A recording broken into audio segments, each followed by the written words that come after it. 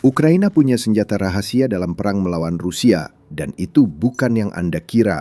Istilah senjata rahasia mungkin mengisyaratkan sebuah rudal siluman baru yang tidak bisa dideteksi oleh pertahanan udara Rusia, apalagi dijatuhkan. Atau sistem pertahanan udara baru yang mampu menembak jatuh drone dan rudal Rusia yang jauh lebih mahal. Mungkin ini bahkan mengingatkan pada sistem intelijen medan perang berteknologi AI mutakhir yang memberikan gambaran lengkap tentang medan perang kepada komandan Ukraina sebelum rekan-rekan Rusia mereka menuangkan vodka pertama mereka hari itu. Semua sistem itu sudah dalam proses pengembangan. Namun menurut seorang pensiunan jenderal senior Amerika Serikat, senjata rahasia Ukraina ternyata jauh lebih sederhana dan mendalam. Adaptasi.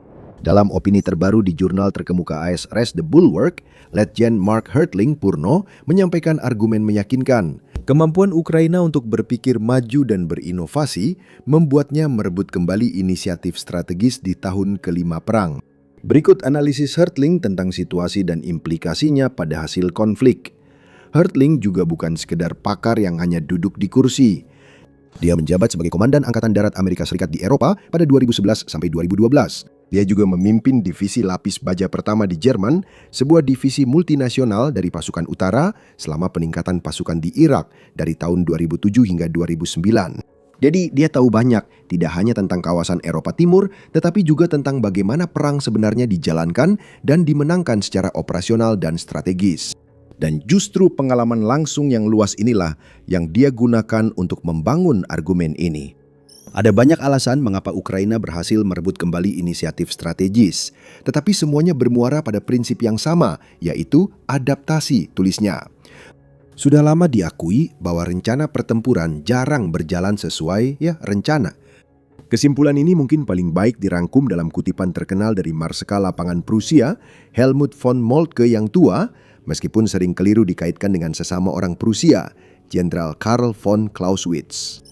Tidak ada rencana operasi yang dapat dipastikan bertahan setelah pertemuan pertama dengan kekuatan utama musuh, tulis Moltke pada tahun 1871. Hanya orang awam yang percaya bahwa selama suatu kampanye, ia melihat penerapan secara konsisten dari sebuah pemikiran asli yang telah dipertimbangkan sebelumnya secara rinci dan dipertahankan hingga akhir.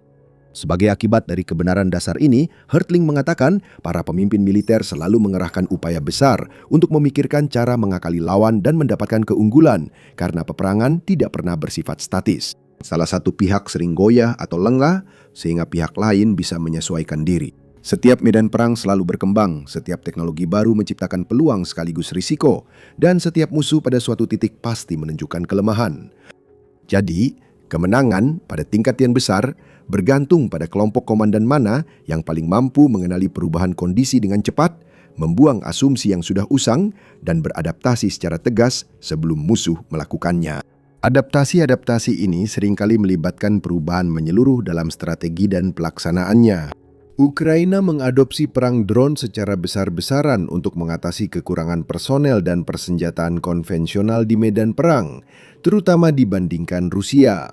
Seperti yang akan kita bahas nanti, langkah ini secara fundamental mengubah dan terus membentuk jalannya perang. Namun terkadang, bahkan adaptasi kecil di ranah informasi dapat memberikan perbedaan besar terhadap bagaimana situasi berkembang di garis depan, seperti yang ditunjukkan oleh contoh ini. Hertling mengatakan bahwa selama masa tugasnya di Irak, para komandan AS Serikat menyadari bahwa frasa-frasa yang digunakan dalam komunikasi, baik dengan publik AS Serikat maupun warga Irak, perlu berkembang. Awalnya, AS sangat mengandalkan frasa memenangkan hati dan pikiran, yang sebelumnya berhasil mendapatkan dukungan di dalam negeri maupun di ranah operasional selama operasi militer AS Serikat melawan pemberontakan. Namun menurut Hertling, kami menyadari bahwa orang Irak tidak menginginkan slogan-slogan era Vietnam dan mereka jelas tidak ingin menjadi seperti kami. Sebaliknya, mereka menginginkan keamanan, keandalan, dan kemitraan. Kami mengubah pola pikir untuk membangun kepercayaan dengan tentara dan warga Irak dan menunjukkannya dengan bertempur bersama, bukan hanya beroperasi di sekitar mereka. Perubahan pola pikir, bahasa, dan pendekatan operasional yang halus ini sangat membantu dalam memenangkan kepercayaan rakyat Irak. Ini contoh menyentuh tentang bagaimana perubahan kecil dapat membuat perbedaan besar pada hasil konflik. Namun, Amerika Serikat juga harus beradaptasi secara lebih nyata dan kinetik di medan perang dibanding rencana semula. Karena Amerika Serikat memiliki kekuatan yang tak tertandingi dibandingkan dengan berbagai milisi yang mereka hadapi di Irak. Para pemberontak dengan cepat menyadari dengan cara yang sulit bahwa mereka tidak bisa melawan dengan cara yang sama. Jadi mereka mengubah permainannya. Mereka beralih ke taktik asimetris yang tidak dipersiapkan oleh Amerika Serikat. Mereka mulai menggunakan serangan terdesentralisasi, bom pinggir jalan, dan operasi informasi yang dirancang untuk melemahkan dukungan publik serta momentum operasional. Strategi itu sempat berhasil. Hertling menyebut respons awal Amerika Serikat tertinggal dari ancaman yang terus berkembang, bahkan kadang selama bertahun-tahun. Namun akhirnya, para komandan dan tentara Amerika Serikat berhasil menyesuaikan diri. Intelijen diintegrasikan lebih erat dengan operasi. Teknologi penangkal IED dikembangkan dan diterjunkan. Operasi desentralisasi dan peperangan elektronik diperkenalkan, serta kemitraan yang lebih erat dengan pasukan lokal dibangun. Pada akhirnya, seperti yang dikatakan Hertling, keberhasilan datang karena pasukan Amerika akhirnya belajar lebih cepat daripada musuh. Namun, tidak selalu pasukan yang lebih besar pada akhirnya menang. Dengan pemikiran yang lebih baik dan adaptasi yang lebih cepat, pasukan yang lebih kecil dan kurang kuat mampu mengalahkan pasukan yang lebih besar yang lambat beradaptasi. Dan itulah yang dikatakan Hertling sedang terjadi di Ukraina. Ada banyak contoh sejarah tentang bagaimana kemampuan beradaptasi secara strategi seperti ini telah mengguncang status quo demi pihak yang kurang diuntungkan. Yang paling terkenal mungkin adalah pertempuran Thermopylae pada tahun 4080 sebelum Masehi, di mana koalisi kecil pasukan Yunani yang terkenal dipimpin oleh 300 prajurit Sparta di bawah pimpinan Raja Leonidas yang pertama berhasil menahan serangan pasukan Persia yang jauh lebih besar di bawah pimpinan Xerxes yang pertama. Kisah ini diabadikan dengan beberapa kebebasan fiksi dalam film terkenal tahun 2006 yang disutradarai oleh Zack Snyder berjudul 300. Meski akhirnya pasukan Yunani kalah, perlawanan heroik mereka menimbulkan banyak korban di pihak Persia, menginspirasi persatuan Yunani dan memperlambat serangan Persia. Penundaan ini memungkinkan pasukan Yunani untuk berkumpul kembali yang kemudian menghasilkan kemenangan-kemenangan penting di pertempuran Salamis dan pertempuran Platea, sehingga secara efektif mengakhiri invasi Persia. Namun, berlalunya ribuan tahun tidak mengurangi efektivitas pasukan kecil yang adaptif untuk mengalahkan pasukan yang lebih besar dan lambat, asalkan strategi dan taktik yang tepat diterapkan lintas zaman. Dan contoh-contoh yang lebih baru membuktikan hal ini. Hertling menunjuk pada Perang Vietnam. Sementara dia mengatakan bahwa serangan Tet pada tahun 1968 adalah kegagalan militer total bagi Vietnam Utara yang secara efektif memusnahkan Viet Cong sebagai kekuatan tempur. Viet Cong beradaptasi, menghindari pertempuran terbuka yang pada dasarnya bunuh diri melawan pasukan Amerika Serikat yang jauh lebih kuat dan beralih ke taktik gerilya. Pada akhirnya, taktik asimetris awal ini menyebabkan perang berlangsung terlalu lama dan biayanya menjadi terlalu tinggi untuk dipertahankan secara politik oleh para pemimpin Amerika Serikat. Amerika pun terpaksa mundur. Vietnam tetap berada di bawah kepemimpinan komunis hingga hari ini, meskipun dengan ekonomi pasar berorientasi sosialis yang berkembang pesat dan hubungan yang baik dengan Amerika Serikat. Jauh lebih dekat dengan situasi Ukraina, Hertling juga mengutip contoh Finlandia selama Perang Musim Dingin tahun 1939 hingga 1940. Orang Finlandia memakai taktik asimetris seperti kamuflase musim dingin, mobilitas ski, dan senjata improvisasi seperti koktail Molotov melawan tentara merah Soviet yang jauh lebih besar. Hertling menyebut hasilnya sebagai seri yang mungkin agak melebih-lebihkan situasinya. Perang berakhir dengan perjanjian damai Moskwa, di mana Finlandia menyerahkan sekitar 11% wilayahnya kepada Uni Soviet, termasuk Karelia, sebagian Saimaa, dan pulau-pulau di Teluk Finlandia. Secara teknis, itu adalah kekalahan militer. Namun Finlandia berhasil membuat Soviet rugi besar dan tetap mempertahankan kemerdekaannya. Persatuan nasional semakin diperkuat dan Finlandia mendapatkan prestis internasional, sementara Uni Soviet dikeluarkan dari Liga Bangsa-Bangsa karena agresinya. Dalam hal itu, hasil imbang mungkin merupakan deskripsi yang adil dan kemiripan dengan konflik di Ukraina saat ini sangat mencolok. Hertling dengan tepat menunjukkan kekeliruan dalam menilai keadaan perang, terutama dari segi perolehan wilayah. Tentu saja masalah wilayah itu penting.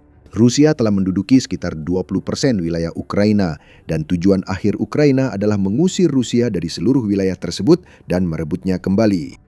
Namun, peperangan telah berubah secara dramatis dan di Ukraina menilai keadaan perang hanya berdasarkan luas wilayah yang dikuasai oleh masing-masing pihak, mengabaikan kenyataan yang sebenarnya terjadi di medan perang dan di belakangnya. Sebagai permulaan, wilayah yang sangat luas di garis depan Ukraina Timur saat ini tidak dapat dipastikan berada di bawah kendali salah satu pihak.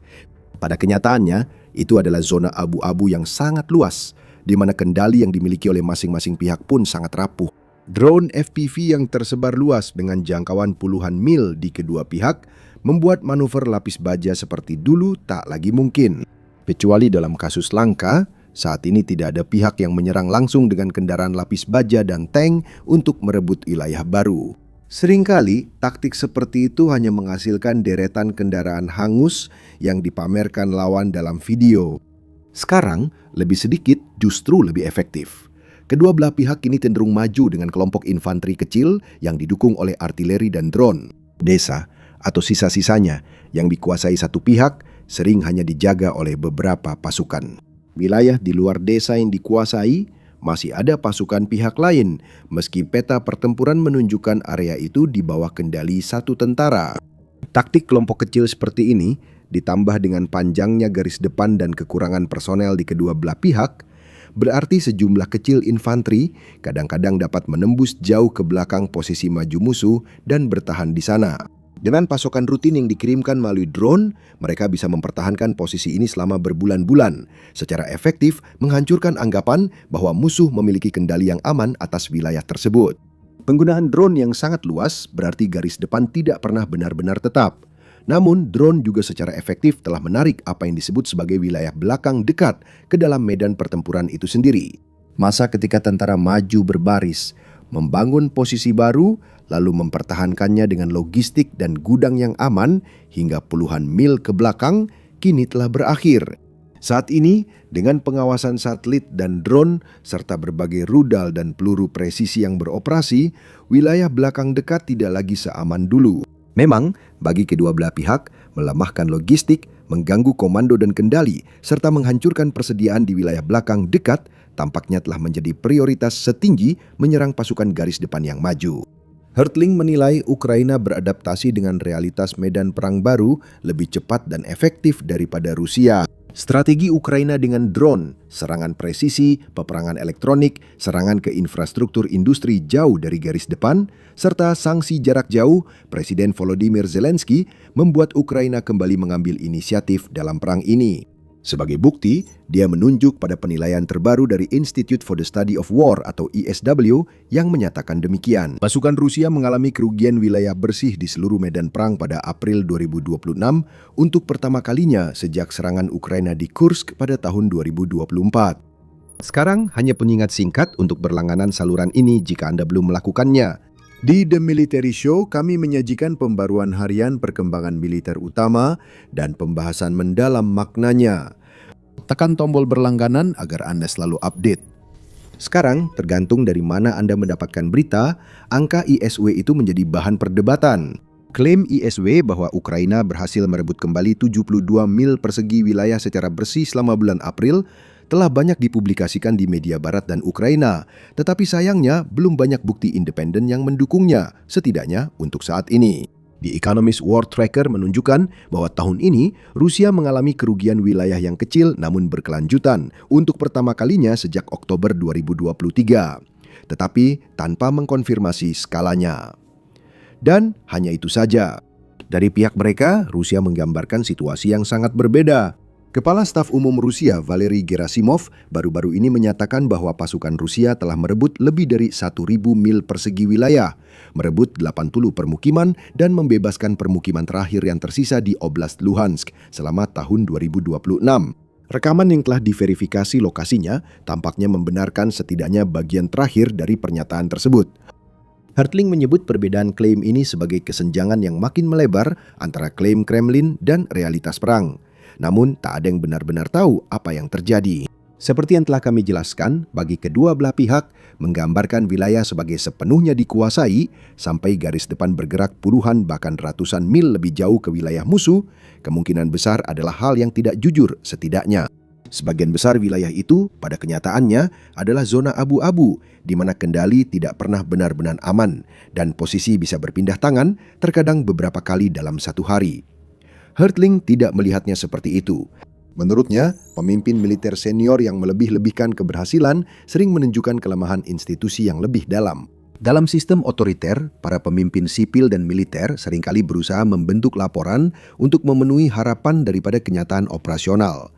Seiring waktu, tindakan-tindakan tersebut mendistorsi pengambilan keputusan militer dan politik, melemahkan adaptasi, dan menyebabkan disfungsi strategis. Hal ini telah terjadi di Rusia sejak sebelum invasi skala penuh, dan tampaknya masih terus terjadi.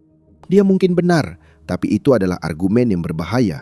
Sementara Rusia telah beberapa kali tertangkap basah, memberikan apa yang secara sarkastis disebut oleh blogger militer Rusia sebagai laporan yang dipoles, Ukraina juga tidak kebal terhadap memperindah laporannya sendiri. Pada April 2026, Komandan Brigade Mekanis Terpisah ke-14 dan Korps Angkatan Darat ke-10 diberhentikan setelah penyelidikan mengungkapkan bahwa mereka telah menyembunyikan kegagalan pasokan yang krusial. Para tentara ditemukan sangat kurus karena kekurangan makanan dan air, dan posisi-posisi pun jatuh.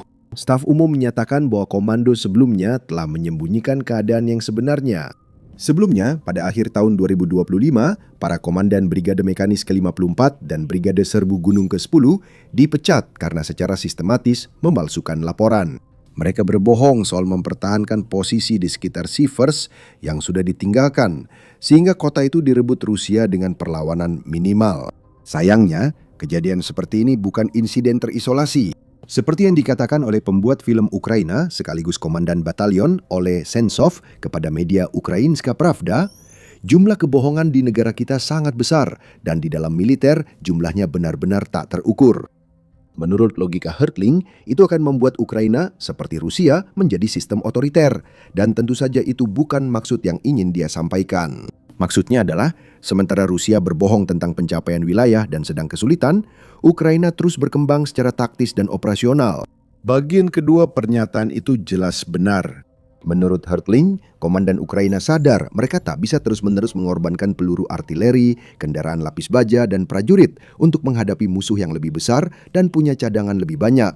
Jadi, alih-alih mencoba menandingi keunggulan kuantitatif Rusia, Ukraina semakin beralih untuk menyerang kerentanan di seluruh sistem industri militer Rusia yang lebih luas. Ukraina kini beralih ke taktik asimetris, bukan lagi fokus mengurangi kekuatan di garis depan.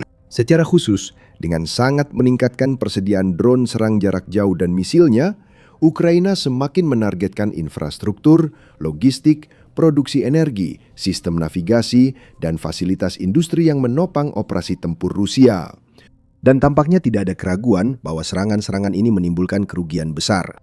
Semakin banyak rekaman yang telah diverifikasi membuktikan bahwa semakin banyak kilang minyak utama, depo bahan bakar, fasilitas bahan peledak dan pabrik yang terkait dengan produksi drone dan misil Rusia yang diserang, dan semakin sering terjadi. Serangan Ukraina baru-baru ini merusak kilang minyak Kurishi di dekat Sankt Petersburg, salah satu fasilitas penyulingan terbesar di Rusia. Dalam beberapa minggu terakhir, mereka juga menyerang pabrik VNIIR Progress di Chuvasia yang memproduksi sistem pandu yang tahan terhadap gangguan navigasi dan peperangan elektronik yang digunakan dalam drone dan misil Rusia. Itu hanya 2 contoh dari banyak lainnya. Bagi Hertling, serangan-serangan ini mencerminkan pengumpulan intelijen yang semakin canggih dan prioritas penargetan yang ditujukan untuk mengganggu jaringan penghubung mesin militer Rusia. Meski pertahanan udara Rusia menjatuhkan sebagian besar drone seperti di Ukraina, banyaknya drone yang menyerang belakangan ini membuat lebih banyak yang berhasil menembus dan mencapai target. Dan bukan di tempat biasa, tapi di Moskow dan Sankt Petersburg, lokasi paling bernilai dan terlindungi di Rusia. Penilaian intelijen Barat menyatakan bahwa akibatnya otoritas Rusia telah meningkatkan langkah-langkah keamanan di sekitar Vladimir Putin dan fasilitas kepemimpinan utama Rusia. Laporan lain menyebutkan bahwa serangan Ukraina, khususnya di Moskow, telah memaksa otoritas Rusia untuk memindahkan sistem pertahanan udara guna melindungi fasilitas kepemimpinan elit dan infrastruktur penting. Hertling mengakui sebagian laporan ini mungkin dilebih-lebihkan, namun menurutnya akurasi laporan kurang penting dibandingkan realitas strategis yang digambarkan. Ukraina telah berhasil membawa perang ke wilayah Rusia. Anda bisa melihatnya di wajah orang Rusia biasa, atau lebih tepatnya di ponsel mereka. Pemerintah membatasi akses Telegram di Rusia untuk mengurangi berita negatif tentang perang. Faktanya, sulit menemukan saluran Rusia aktif yang tidak mengungkapkan ketidakpuasan terhadap langkah ini. Ditambah dengan biaya yang meningkat dan ekonomi yang berada di bawah tekanan serius, langkah ini tidak diragukan lagi telah memperburuk suasana secara signifikan di dalam Rusia. Menurut lembaga survei negara Rusia Votsoyum, tingkat persetujuan terhadap Putin turun menjadi 65,6% pada akhir April 2026, menandai tingkat terendah yang tercatat sejak dimulainya perang melawan Ukraina. Itu adalah penurunan signifikan lebih dari 12 poin persentase dari Desember 2025 yang mendorong lembaga survei yang dikendalikan negara untuk merevisi metodologi surveinya guna meredam pukulan lebih lanjut. Tentu saja, angka survei seperti itu hanya bisa diimpikan oleh banyak pemimpin barat. Survei terbaru di Amerika Serikat menunjukkan Presiden Donald Trump masih mendapat persetujuan sekitar 39%, namun trennya terus menurun. Dari sekutu terbesar Ukraina di Eropa, Kanselir Jerman Friedrich Merz adalah yang paling populer dengan tingkat persetujuan hanya 19% dan tingkat ketidaksetujuan 76%. Emmanuel Macron dari Prancis sedikit di bawahnya dengan tingkat persetujuan 18% dan tingkat ketidaksetujuan 75%. Perdana Menteri Inggris Sir Keir Starmer yang partai buruhnya baru saja dipermalukan di pemilihan lokal diperkirakan akan segera digulingkan. Hanya 11% warga Inggris yang percaya bahwa dia adalah Perdana Menteri yang baik atau hebat, dan hampir 60% percaya bahwa dia buruk atau sangat buruk menurut survei dari YouGov. Namun, penurunan sekitar 12% untuk Putin hanya dalam satu kuartal merupakan indikator kuat bahwa strategi asimetris Ukraina sedang berhasil. Kini, Hertling berargumen kuat bahwa Ukraina memanfaatkan adaptasi dan keunggulan asimetris untuk merebut kembali inisiatif. Namun berbeda dengan beberapa komentator lain, dia tidak sampai pada kesimpulan bahwa hal ini telah menempatkan Ukraina secara pasti di jalur menuju kemenangan, atau bahwa perang sudah mendekati akhir. Rusia tetap berbahaya dan mampu menimbulkan kehancuran besar, ujarnya.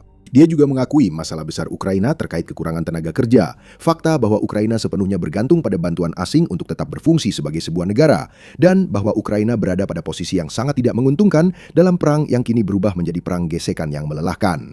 Rusia mengalami kerugian besar, tetapi memiliki kapasitas yang lebih besar untuk menanggungnya hanya karena ukuran, ekonomi, dan populasinya yang jauh lebih besar. Perlu juga dicatat bahwa penilaian resmi Pentagon tentang situasi perang tidak sependapat dengan penilaian Hertling bahwa Ukraina telah mengambil inisiatif strategis sebagai hasil dari taktik inovatif dan kemampuan beradaptasi yang lebih besar. Dalam laporan Mei 2026 kepada Kongres tentang Operasi Atlantic Resolve, Inspektur Jenderal Khusus Pentagon menilai bahwa Rusia hampir pasti masih memiliki sistem komando dan kendali yang lebih efektif dibandingkan Ukraina. Rusia hampir pasti tetap unggul dalam manuver ofensif berkelanjutan dengan tempo tinggi, serta unggul dalam tembakan langsung, logistik, pembentukan kekuatan, dan perlindungan pasukan. Rusia telah mencapai kesetaraan dalam penggunaan drone taktis, namun Ukraina tampaknya masih unggul dalam intelijen taktis di medan perang dibanding Rusia. Namun, seperti yang telah dibuktikan oleh 300 Spartan Vietcong dan pasukan Finlandia yang gigih dalam Perang Dunia II, kemenangan tidak selalu berarti mengalahkan musuh di medan perang. Di awal perang, sedikit yang memprediksi Ukraina masih bertahan setelah 4 tahun perang berat dan banyak korban. Namun Ukraina tetap berdiri dengan bangga terlihat oleh semua orang. Namun ada kemungkinan kecil bahwa eskalasi yang dilakukan Ukraina bisa berbalik menjadi bumerang secara spektakuler. Tekanan yang meningkat di Rusia tidak membuat seruan menyerah atau lengsernya Putin meningkat. Sebaliknya, hal itu justru tampaknya menimbulkan efek sebaliknya, dengan seruan yang semakin keras dari masyarakat dan para pemimpin berpengaruh untuk memberikan respons yang jauh lebih tegas terhadap Ukraina.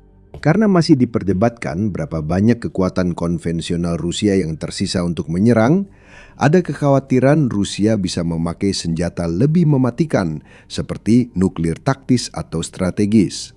Ancaman ini terus meningkat tiap hari. Perang nuklir kemungkinan besar akan menghapus pusat utama Ukraina dari peta dan membuat wilayahnya, juga sebagian besar Eropa, Rusia, serta Amerika Serikat jadi tidak layak huni. Namun jika hal itu bisa dihindari, ketahanan dan adaptasi Ukraina kemungkinan besar akan menjadi faktor utama yang menjaga kedaulatan, martabat, dan masa depannya, seperti dikatakan Hertling. Tentu saja kami akan terus memberi Anda kabar terbaru seiring perkembangan situasi. Perang ini berubah-ubah setiap harinya. Jika Rusia memakai senjata nuklir, tonton video ini tentang tempat teraman di Amerika Serikat untuk berlindung. Terima kasih sudah menonton.